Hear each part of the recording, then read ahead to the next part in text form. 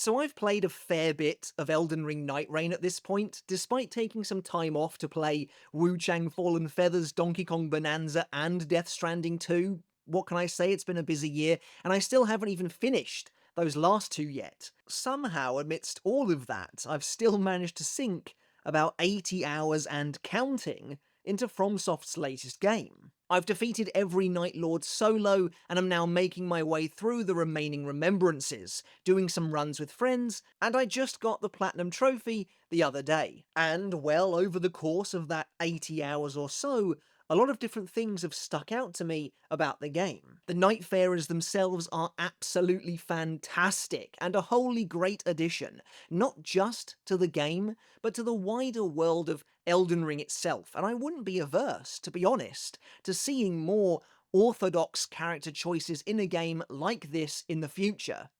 And the same goes for the Night Lords too. Those 8 boss battles are totally wonderful, well, most of them anyway, and they are expertly designed, both visually and from a gameplay perspective. But it's safe to say I love the game itself. Having really gotten to grips now with Nightreign, this is actually when I feel the game comes the most alive, now that I know where to go, what to do, who to kill, what's kind of the best, most optimum routes to take. Nightreign as a package has really kind of come together for me, and I think it's fantastic overall. But having seen most of what the game has to offer by now, one aspect in particular has been very eye-opening, and that's the Dark Souls Legacy bosses.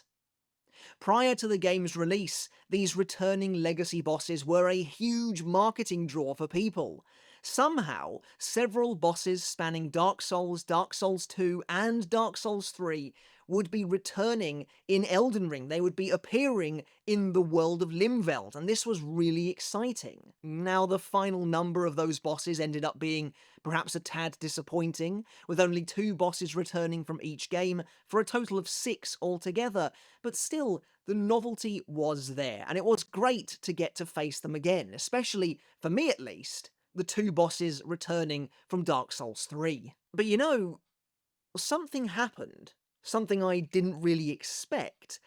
To my surprise, all 6, pretty much without exception, all 6 of these returning bosses turned out to be, well, incredibly easy when compared to many of the bosses from Elden Ring. When the likes of Gaping Dragon or the Smelter Demon show up as a night boss at the end of the day during a run, I feel like it is basically a guaranteed win. Even the notorious Nameless King, who was at one point pretty much the single hardest boss in all of Dark Souls 3, feels absurdly easy now by comparison. And that's what I wanted to talk about in today's video. Were these older bosses always this easy? Or did Elden Ring truly push the boundaries of what's possible in a boss fight in regards to difficulty so far, perhaps even to breaking point, that we've simply left these older fights behind in a simpler time? They're an interesting snapshot of what used to be considered difficult many years ago. And even though you can see the evolution in difficulty, moving from Dark Souls to Dark Souls 2 to Dark Souls 3 especially, where the bosses are now faster and have an expanded moveset, they still absolutely pale in comparison to even many of the lower level boss fights from Elden Ring itself. And the truth is that people have been discussing this really since Elden Ring came out in 2022, though that conversation exploded back into the spotlight again with 2024's Shadow of the Erd Tree DLC. What I would imagine is often considered the single hardest piece of content that From Software has ever released. The fact that Elden Ring bosses are just on a totally different level to what came before, that the absolute baseline acceptable difficulty for a boss in Elden Ring seems to be that much higher on average, that FromSoft perhaps feels that to cater to a fan base that's mostly grown up and cut their teeth on these games, they themselves now need to go above and beyond in order to provide something truly difficult, in response to the players of their games simply getting better. And while I've definitely experienced that, Elden Ring bosses are infamous for having ridiculously long attack chains and combos, for giving you no time to breathe, no time to reposition to plan your next move, for reading your inputs to strike while you heal. It's never been more apparent to me than right now, now that we can fight these two vastly different generations of bosses back to back, essentially, here in the same game. The difference is all the more stark. The comparisons have never been more abject. So, let's take a look at which legacy bosses were added to Elden Ring Nightreign first of all. And before we continue, consider hitting subscribe if you enjoyed today's video. The last few videos on the channel have had such an amazing reception, such an amazing response, and I really do appreciate each and every one of you. It does mean the absolute world as we continue to strive for our next subscriber milestone of 15,000. If you want to be a part of that push, consider hitting the button today, only if you enjoyed the content, of course, but if you do, it really would make a massive difference. So, like I said, there are 6 legacy bosses that currently appear in Elden Ring Nightreign. From Dark Souls, we have Gaping Dragon and the Centipede Demon. From Dark Souls 2, we have the Duke's Dear Freya and the Smelter Demon. While from Dark Souls 3, we have Dancer of the Boreal Valley and the Nameless King, 2 of, I'd say, probably the most popular and well-received bosses from a game with an already absolutely stellar, top-tier boss lineup. Of all 6 of these bosses, those from the original Dark Souls are definitely the easiest, and they really highlight just how, well, basic that game can come across in retrospect. While on the other end of the spectrum, the returning bosses from Dark Souls 3 were, at least for me, the most eye-opening, and we'll get to that in a minute. Of course, while Dark Souls and Elden Ring share the same DNA, the reality couldn't be any more different in how they choose to present their boss battles, their boss philosophy. Remember, of course, that Dark Souls is perhaps the absolute pinnacle of From Software's original way of approaching combat. A slow, methodical, deeply patient game that rewards careful thought and strategy, applying big hits to somewhat generous openings, before more often than not retreating back behind a shield. It feels closest, maybe, if we go to the absolute extreme, to a turn-based style of combat, though of course that isn't accurate, it is playing out in real time, but the way you approach these fights can feel as such. In many ways, the original Dark Souls was characterized by that defense-heavy, shield-first gameplay, by turtling behind a hefty shield in order to weather the majority of the brunt of the enemy's attacks, something that is openly lambasted in Bloodborne, which was FromSoft's first real deviation from their tried-and-true formula. And it would seem that Bloodborne was perhaps even more influential than we could have imagined, as really from that game onwards, FromSoft has adopted a much faster, more fluid, dodge-heavy style of combat, one that feels, ultimately, much more high-risk, and not necessarily for a higher reward. In accordance with the original game's approach, the bosses from Dark Souls 1 feel extremely slow and even lumbering by comparison. Their movesets aren't particularly deep, and their fights are almost all straightforward. To be honest, and I don't like this, but the best word I can think of to describe many of the boss fights from the original Dark Souls is basic. And while that term may have negative connotations inherently baked into it, I don't mean it as such at all. It's just how they are, and they were absolutely perfect for that particular game, all those years ago.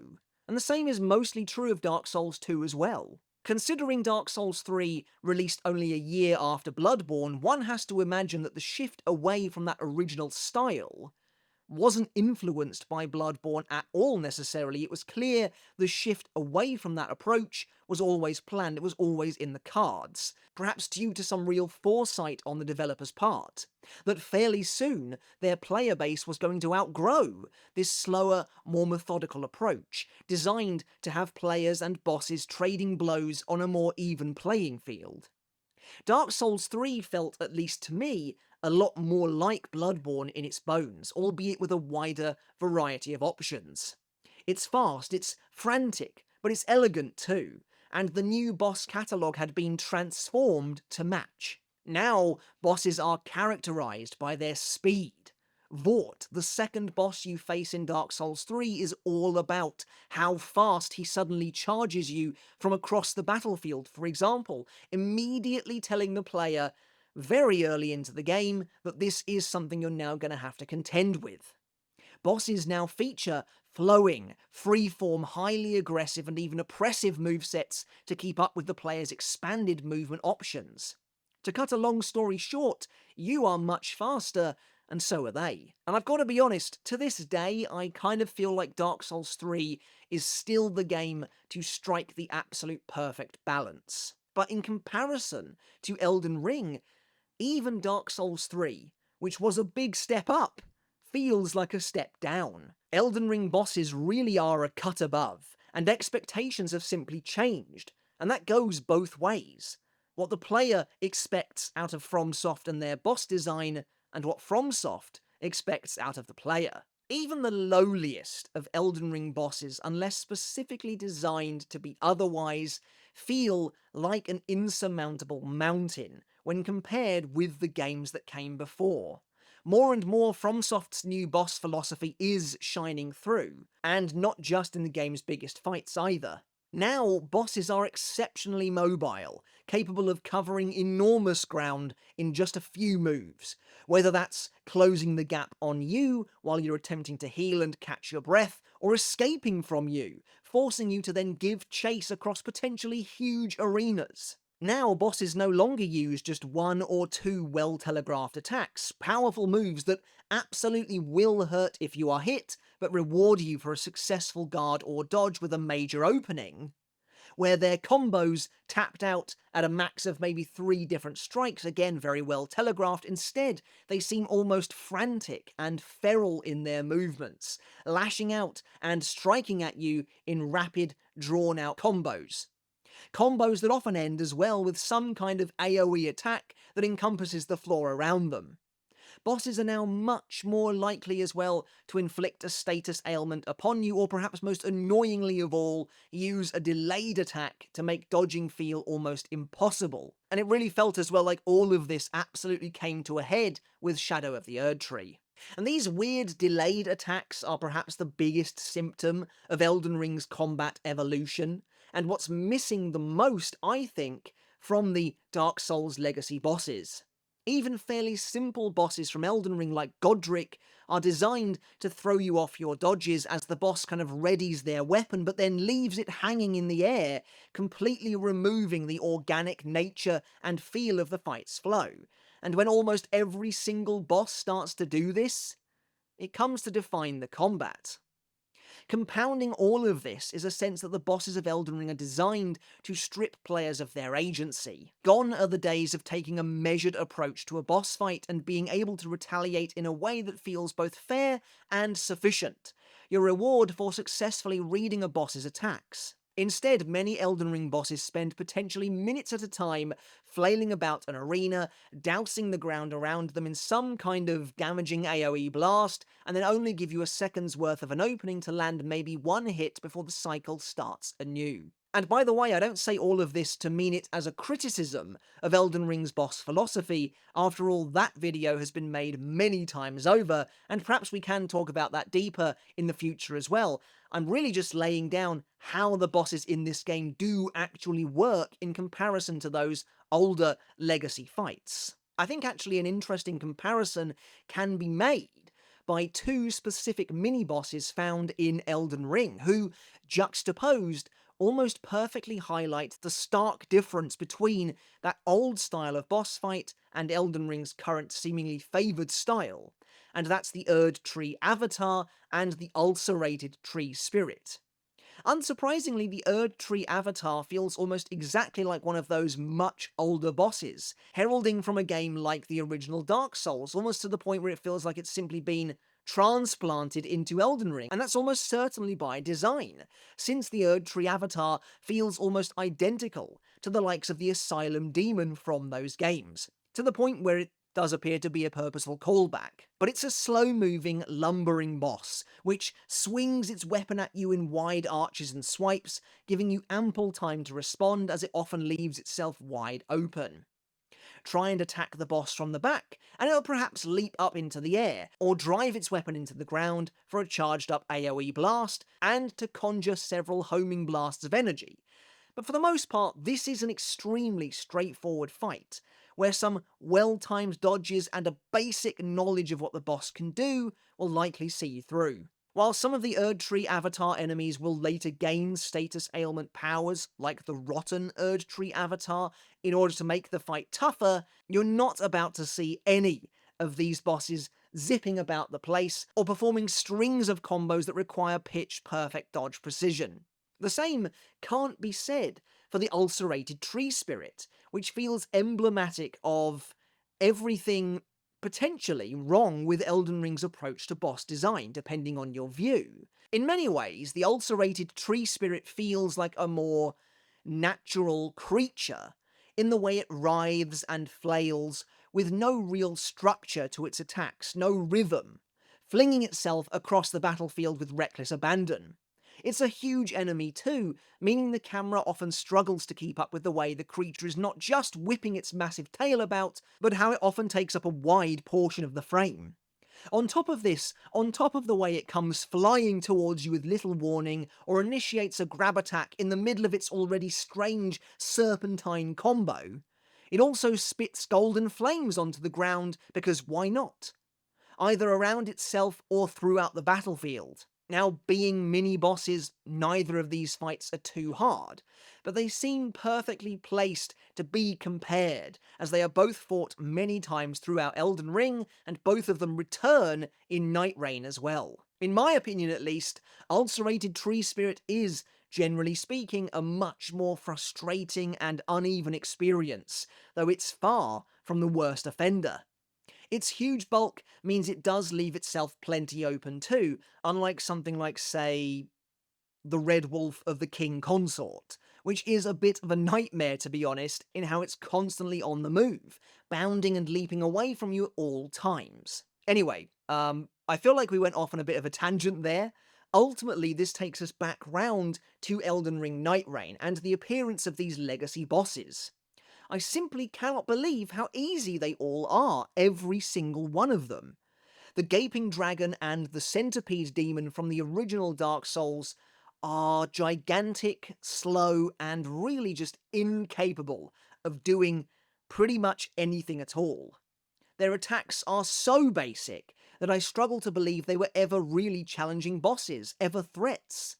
The Gaping Dragon is a massive target that drags itself around the arena, occasionally swiping at you with its claws or tail, or leaping into the air for an attack that simply never seems to connect. The Gaping Dragon is capable of spewing a vile ooze that surrounds itself for a while, which will cause poison buildup, but ultimately the boss is doing so little the rest of the time that it's a non-issue to just wait it out. The Centipede Demon is a similar story. It spends almost all of the fight turning around on the spot in an attempt to catch up to you. Now, of course, there are some caveats. These bosses have been taken out of their original natural habitats and essentially thrust into a new world, and onto a battlefield where, perhaps ironically, they are simply going to be much less effective. The Centipede Demon of Dark Souls was never difficult. What was always annoying about it was its cramped, lava-filled arena. Facing just the demon itself in a wide open field, with none of the lava or anything like that, was always going to be a cakewalk. And it actually makes me think that the Centipede Demon was a bit of a weird choice for Nightreign, to be totally honest. Then there are the bosses from Dark Souls 2, the Smelter Demon and the Duke's Dear Freya, who again often feel like a guaranteed win whenever they show up. The Smelter Demon's attacks are again straightforward, well telegraphed, and incredibly easy to avoid. And generally speaking, they are little more than basic sword slashes and sword strikes. Really, like, the biggest move the Smelter Demon will do is to encase his sword in flame and then bring it down upon the ground. But all that does is send a stream of fire out in one direction. It's very easy to read and equally easy to dodge. I actually do find, though, the Nightreign version of the Smelter Demon to be quite a satisfying fight, especially since the flame effect of the boss does look amazing when it begins mixing red and blue fire. Meanwhile, the Duke's Dear Freya looks positively archaic. The giant two-headed spider, for all its legs, is barely able to move, slowly kind of turning on the spot and sometimes leaping up into the sky. Again, like the Gaping Dragon, this is an attack that pretty much never connects. Its web shot ability, which ensnares and slows you down, is annoying. But even then, the Duke's Dear Freya simply doesn't really have anything in the way of a follow-up attack to make the most of it. While it is undeniably awesome to have these bosses here and see them with updated visuals like this, it is crazy how much it highlights the absolute gulf between them and, well, the formula's most recent incarnation. A mini-boss from Elden Ring, something like the aforementioned ulcerated tree spirit, but I mean even worse, something actually difficult like a Deathrite bird, is just on a completely different level. It is so much harder than anything these bosses can put out. And I mean, bosses like the Deathrite Bird or something like the Royal Revenant are perhaps not a fair comparison, as they are often cited as some of the worst, most egregiously difficult and even unfair mini-bosses found in Elden Ring. So how about one of the fairer ones? The Crucible Knights are really some of the best battles you can have in Elden Ring, some of the battles that in many ways feel the most akin to a boss from Dark Souls 1 or Dark Souls 2. They're intimidating, they're powerful, but they do feel fair for the most part. It can feel like they have insane reach with their blade. But most of the time, if you are getting caught and getting hit by a Crucible Knight, it is entirely your fault, due to a misread or a badly timed dodge, something like that. But even so, they have a massive arsenal of attacks and moves, the likes of which these earlier full-sized bosses couldn't even dream of. From shield bashes to ground stomps that then combo into sword strikes, to a pair of spinning sword swings, to even a second phase where they start using spells to grant themselves wings and a tail. I mean, this is a total unrefutable step up. And to be honest, I can't help but wonder if this is maybe why there are so few legacy bosses in the game. If there were more of them, these knight bosses would just be so easy across the board. But the Dark Souls and even Dark Souls 2 bosses aren't really what we're here to talk about. Going into Nightreign, I always figured they weren't going to be that hard, because this is something I've kind of dealt with before. I started my FromSoft journey with Bloodborne and then Dark Souls 3, meaning to some degree I cut my teeth on the harder games. And I remember going back to Dark Souls 1 and I just couldn't believe how easy most of the bosses actually were. Most, not all, but most of them felt just like this. Slow, predictable, and punishable, in comparison to what was my benchmark at the time, Dark Souls 3. But now we have some Dark Souls 3 bosses here in Elden Ring Nightreign, and this has really opened my eyes in a huge way, a revelatory way. The Dancer of the Boreal Valley used to be one of the biggest kind of landmark bosses of Dark Souls 3, and encompassed that flowing moveset that we've talked about, where it spins and swings its swords all over the screen, even drawing a second sword halfway through the fight. Both swords, by the way, coated in ash and flame. And then there's the Nameless King, the optional hidden super boss of Dark Souls 3, and once lauded as perhaps the single hardest boss the team had ever made. That was the boss where it always kind of felt, to me at least, like I don't know how it can ever get any harder than this. Starting out the fight on the back of his dragon, the King of Storms, the Nameless King is eventually forced to face you himself, wielding a gigantic electrified lance, whipping around you through the clouds before attempting to impale you in a way that feels a little like a precursor to the way bosses like Dragon Lord Placidusax would eventually fight. Now, I'm approaching this mini-boss from someone who fought him solo in Nightreign initially, but when the Nameless King first appeared as my night boss on that run, I thought I was done. I thought it was over. But to my surprise, I mean, the boss really wasn't that hard at all. I think I defeated him first go. Certainly not in comparison to even some of Elden Ring's own mini-bosses. I mean, that is the gulf, the disparity we now have. That is the difference in standard of difficulty that's been baked into Elden Ring's design. At one point, the Nameless King used to be the pinnacle of boss difficulty, at least as far as I was concerned, but now, looking at him, using essentially rudimentary attacks and fairly basic combos once it's just you and him, and I wonder how I even struggled. Granted, it's been some time since I fought the Nameless King in Dark Souls 3, and sure, he is faster and way more capable than the bosses from Dark Souls and Dark Souls 2, as you'd expect, and the same does go for the Dancer as well, but this is just nothing compared to what has come since. Look at something like the Draconic Tree Sentinel by comparison. They even share a similar attack, where both of them charge an electrical blast that strikes you where you stand like a lightning bolt. But the Draconic Tree Sentinel is so oppressive, and can just do so much more than the Nameless King, that I can't help but feel the Nameless King has been neutered by comparison. Now again, let's be totally fair here. It's been some time, like I said, since I fought the Dark Souls 3 version, and just from doing some research, from a statistics standpoint, he actually has been somewhat neutered. The Nameless King has less health in Nightreign than he did in Dark Souls 3, and also players are simply kitted out to be much more capable in Nightreign as the game demands it. So, from the view of the hard and fast stats, yes, the Nameless King is effectively a toned down, weaker version of himself. But, using just what I can see with my very eyes, what I experience in real time on the battlefield, his moveset, his attacks, his openings, which at least to me, appear to be essentially unchanged, it's unbelievable to me now how forgiving this fight actually is. This guy used to be Dark Souls 3's millennia equivalent, essentially. A super secret optional boss that was kind of pegged as the absolute ultimate challenge of the game. And I just can't believe how easy it is these days. And in some ways, I mean, I guess that's a good thing, right? It shows how much we've all grown as fans and players of these games, and I don't consider myself particularly good at Elden Ring. I think I'm better at Bloodborne and Dark Souls 3. I'm good enough to get through Elden Ring, all of it without aid, but I do struggle. I never quite mastered the dodge timings of some of these weirder delayed attacks and massive combos. I do kind of miss the pitch-perfect precision of something like Bloodborne.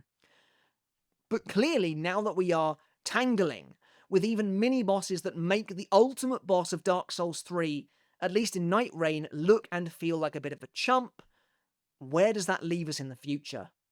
And so I guess my main question as we wrap this up is, were the legacy bosses always this easy? Or is placing them side by side with their successors in Elden Ring Nightreign simply highlighting the absolute, unequivocal difference in boss difficulty and, yes, boss philosophy? Again, there are so many factors here.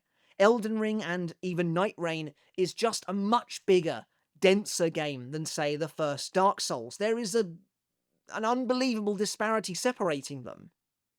And players have so many more options now at their disposal, something that FromSoft, as the one who sets the challenge, has to contend with. And yeah, these bosses are somewhat lesser versions of their original selves, even if that does just mean they don't have the home turf advantage anymore, such as is the case with the Centipede Demon, for example.